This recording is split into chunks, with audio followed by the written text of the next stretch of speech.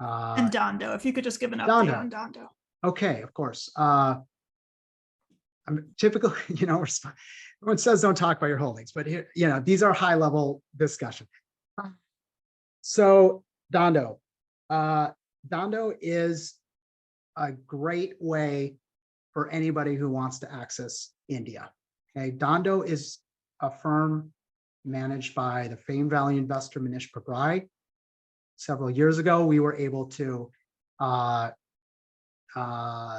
buy shares of the GP business that's running these funds. And Dhando has struggled a bit, to be frank. It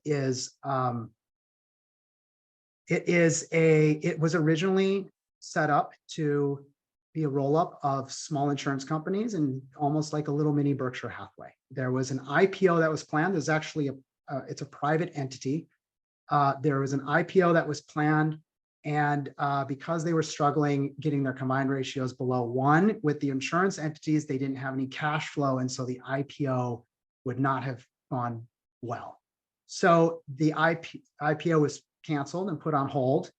Mohnish ended up liquidating the selling off the insurance business and focusing on a core portfolio that he had within the Dhando business, and then working on setting up and launching 2 separate funds. Now, his funds have about 100 million invested, and our tiny fund owns about 2.6% of that whole entity. So it's actually kind of remarkable that we have this asset. So what's going to happen with Dhando is Dhando has been distributing cash back to the shareholders. We bought shares for $10 a share through a private transaction. We have received back $8 in distribution. And as this is happening, the book value, because we hold this at book value, the book value that we're holding it at is declining. And we now just have a minor stub of $2 a share, but we still own the asset. So we own the asset. Mohnish is running the portfolios.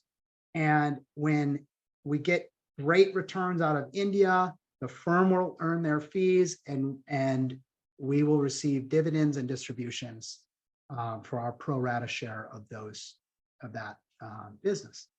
And Dhando has the ability to be like a secret position in our own fund. It's like we've created our own off financial statement value.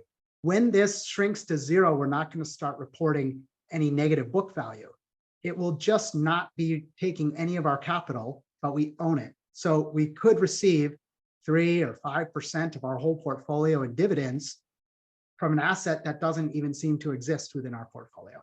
So Dhando is a nice little secret to have in our back pocket. It has been flat for years. It took a bit of our capital to maintain and keep this holding, but we're getting all that capital back now and putting it to work in other places, and we still hold Dhando, which is a great asset for the future.